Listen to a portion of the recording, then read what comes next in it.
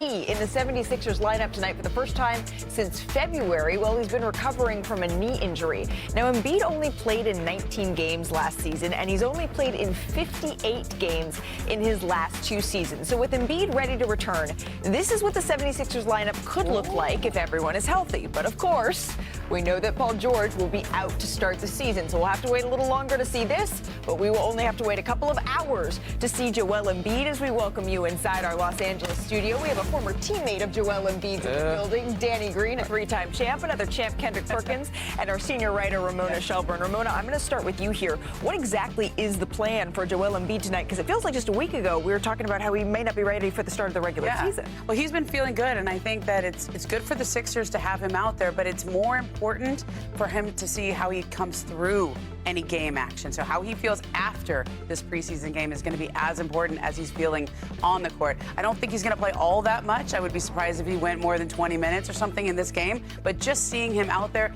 and then seeing how he recovers from this game is very important. Yeah, it's one of those things where usually when players are coming back from a timeline like this, you're going to be looking at maybe in the 15, 20 minutes range for a star like Joel Embiid. Perk, you're giving me a look. Look at that face. Look at that face. Don't seem like a plan to me, or the right plan.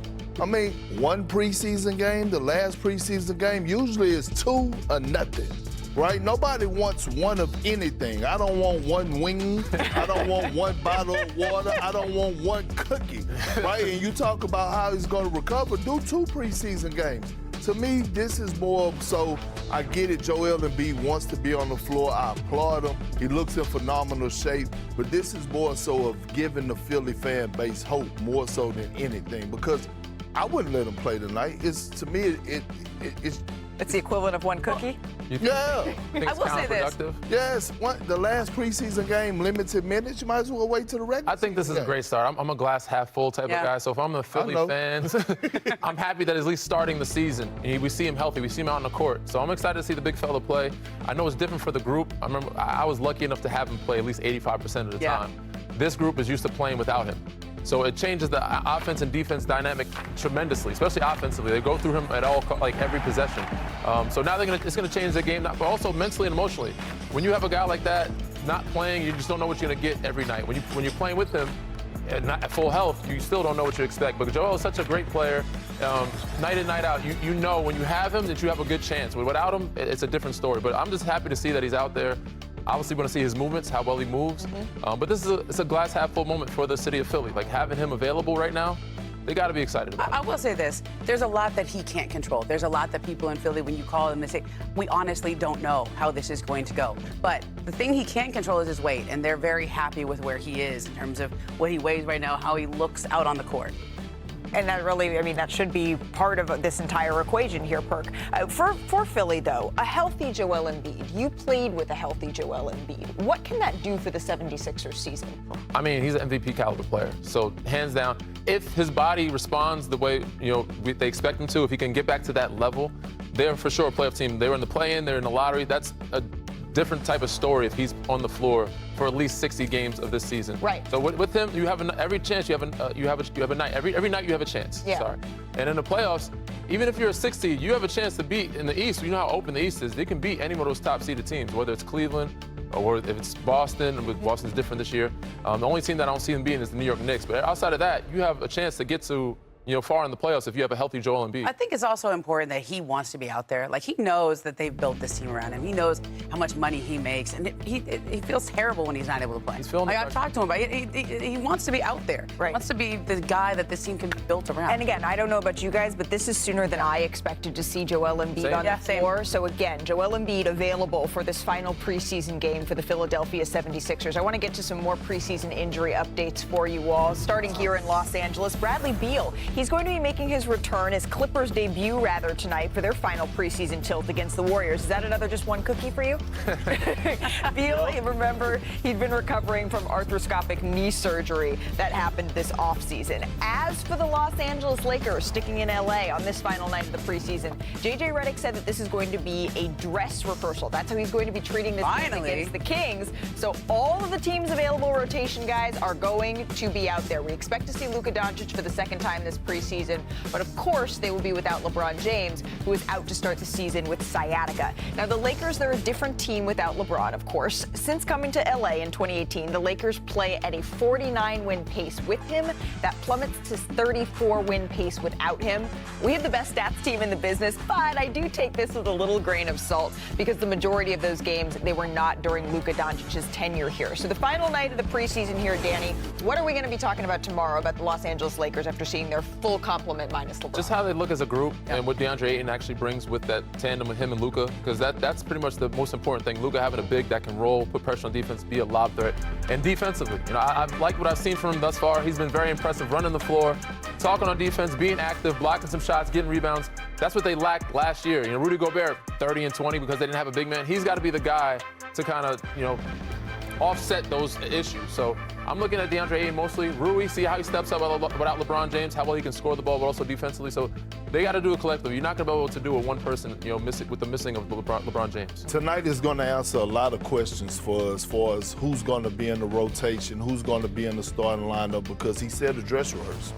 Usually when you have a dress rehearsal, you know, in a marriage the day before you get married, that's the people that You have all sorts of analogies that's the today, people who are going to You're be wearing in a your nice wedding. dress, but not your wedding dress. Yeah, but that's the people who are going to be in your wedding. So he's basically telling us, hey, what you see is who's going to be in my rotation. And like Danny said, it's about the chemistry, right? How is Marcus Smart going to fit in? DeAndre Ayton, we've seen great signs from him. His mindset seems in the right place for us defensively. But most importantly, after a showing like Gabe Vincent had, what type of minutes is he going to have in the rotation? Where's Rui Hachimura? Where he's going to play? So that's what we're going to see. We're going to see who's actually going to be in the rotation and expect that whatever lineup and players that J.J. Redick plays tonight, that's going to be the players that's going to start the season. Okay, but of all of those players, the most important one tonight, it's Luka Doncic, right? It's Luka Doncic. This is his team now.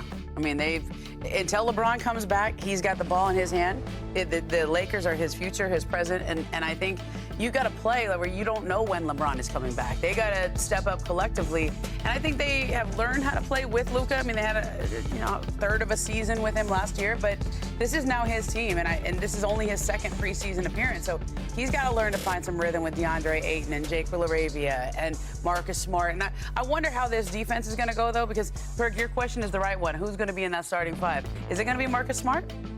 I don't know, and I want to ask Danny this because it's been trending. Now, Ramona, Danny, y'all here, but Malika been surrounded by two big men, me and Big Boban, right? So it's trending around the world. Every team is going with a double big lineup.